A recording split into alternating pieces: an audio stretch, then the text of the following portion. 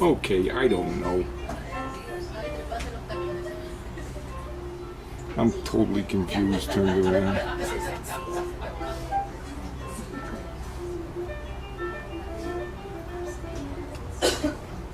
And the other side, we're getting a reflection of the of our hotel. I'll swing over that way. There's our hotel there. And then the reflection is on this side.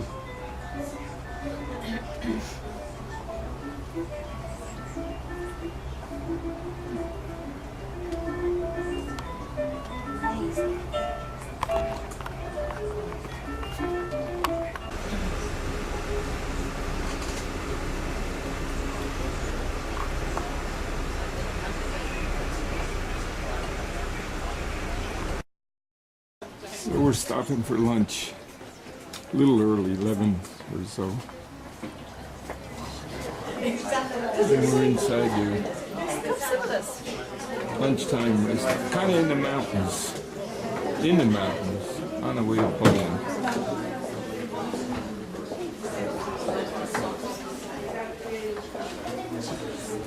Nice rustic looking. Nice little place.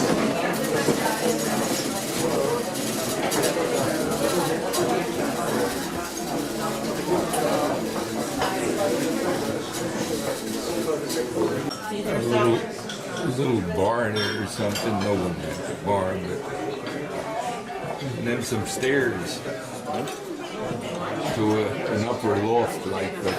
Be nice to get a picture from up there down at the table, but I did not begin to attempt an endeavor like that. And outside.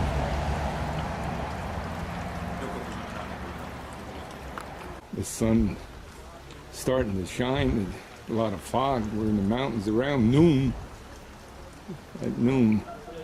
And I suppose our rain is over with. Maybe the rest of the stay in Poland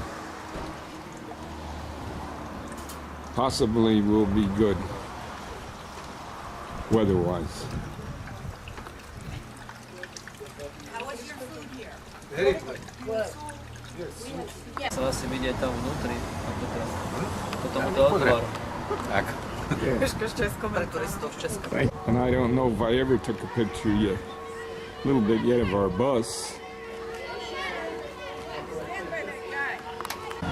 And our bus driver. Polish bus driver. Wife and one girl, one daughter. Yes, I couldn't think of his name, Tomas. Going through a lot of them to get from Budapest to Krakow. Now, when we look at a topographical map of Europe, now the style of architecture goes back before Gothic. We're going to be entering Poland in a minute. Checkpoint Dombrowski's. Used to be where all of the security gates were, where you had to show your passports, where you had to tell everybody everything. Panie I panowie, witam w Polsce. Ladies and gentlemen, welcome to Poland.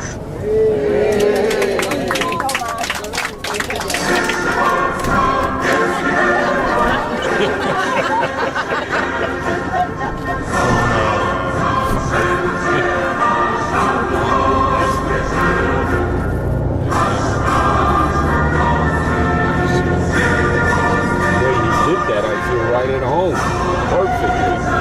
Did it perfect. So nicely put. Welcome to Poland.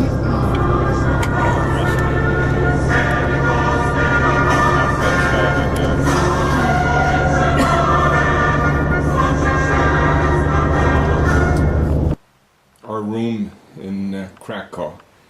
Jean there and us here, a lot tighter than we were in Budapest. And it's Wednesday. Yesterday it was a rainy day. It's a little bit dreary this morning, and we'll see where it takes us. The bus driver is wearing a sweater, and he's from Poland.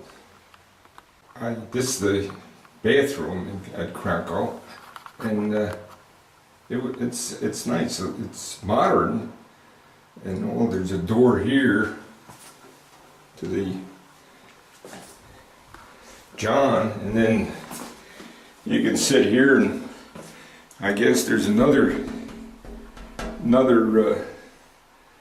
glass enclosure for a shower stall, so you could sit and watch your partner shower. I guess, I don't know. I don't think my Doris had allowed that. And this is unusual. The bowl sits above the vanity. Then this is the tub area, and it's high. These tubs are higher. You kill yourself. You could slip, and coming out of that tub, you almost need a parachute to emerge. And again, our room, and this was the worst, and that it's not bad at all, just a little bit tighter. And of course, we have 3 people.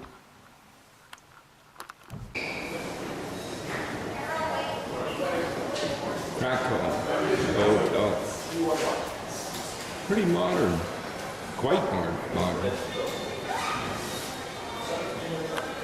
And that's the computer access area. The contour of these 2 walls, this one and that one, they are curved. And down near the baseboard, it's almost like luminous. I don't know if they're lit to a degree at night, but quite luminous. Try zooming on the camera, on that lens. And this is the opposite side of the wall, the curve. And this is this side. And it's modern. In Krakow, in here. There's over, I believe, 380 Wednesday morning tour of Krakow, where people waste money and time, and that's the way it is. What I want to do with you is rather kind of a dreary show you day. Some culture. Krakow was put among the 12 objects in the world on this very lake. We call it Barbaka. She said a relative's daughter went to this school. Like right behind Barbican, you can see the only part of the fortifications which survived, and they were not demolished in most of World War II. To make long story short, as I said, Jews lived here for about 650 years. And they lived in peace together with the Christian people, because there are many synagogues here, but also very many churches in Kazimierz.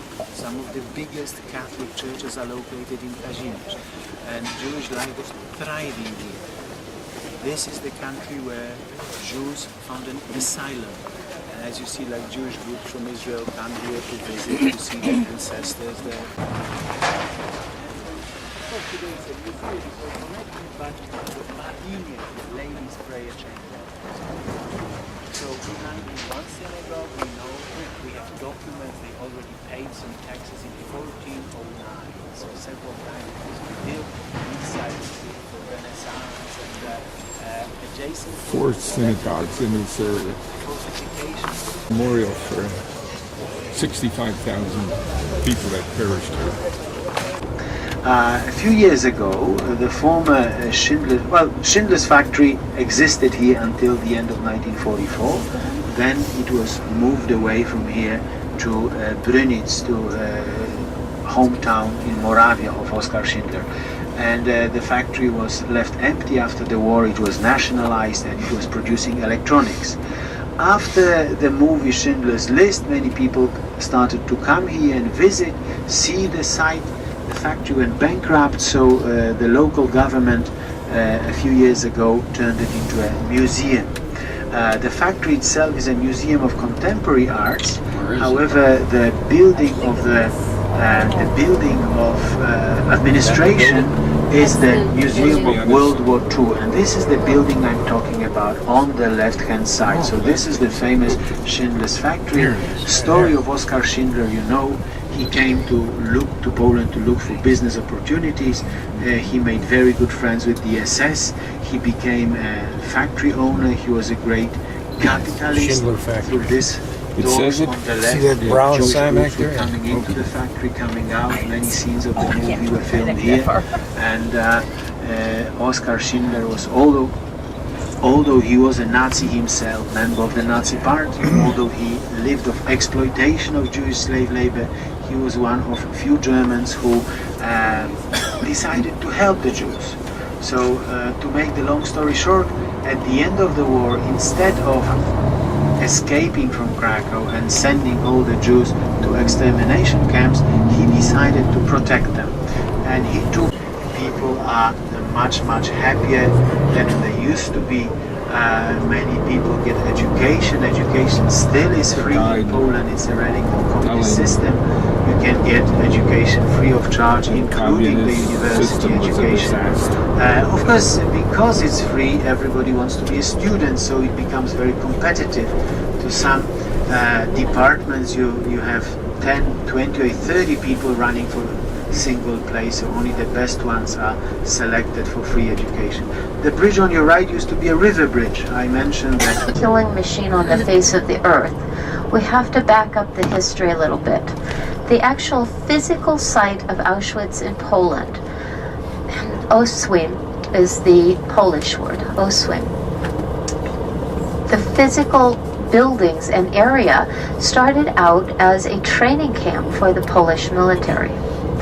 How it went from that to an extermination camp is a interesting story. Now, unlike the story of anti-Semitism, Auschwitz has a very definite beginning, and that is in 1940. It started out as a political POW camp. It also, unlike the history of genocide, has an exact end. In 1945, it was liberated by the Soviet military. What happened in between and what steps occurred? Well, you have to go back to just before the war. Now, just before World War II was a time of the Great Depression. Hitler had served in World War I. He was instrumental in trying to change the government in what we call the Wehrmachtputsch in München, for which he was arrested. When he was arrested, he spent 6 months in prison and he wrote his book Mein Kampf. This is a fascinating glimpse into this man's brain. When he was freed from prison, his greatest fear was going back to prison. Now, through his life, he had already anti-Semitic feelings. He saw that the Jews had a lot of money. He did not. He tried to get into art school in Austria. He was denied by a Jewish professor. I'm sorry, Mr. Hitler, you have no talent. So he already had some negative feelings. When he came to power, he brought no original thought to politics, nothing. What he brought was the ability of propaganda. You see, during the Great Depression, we had a president promise us a chicken in every pot, a job, right? Well, Hitler was doing the same thing in Germany. People had no money, they had no jobs, they're looking around. The people who had jobs and had money, guess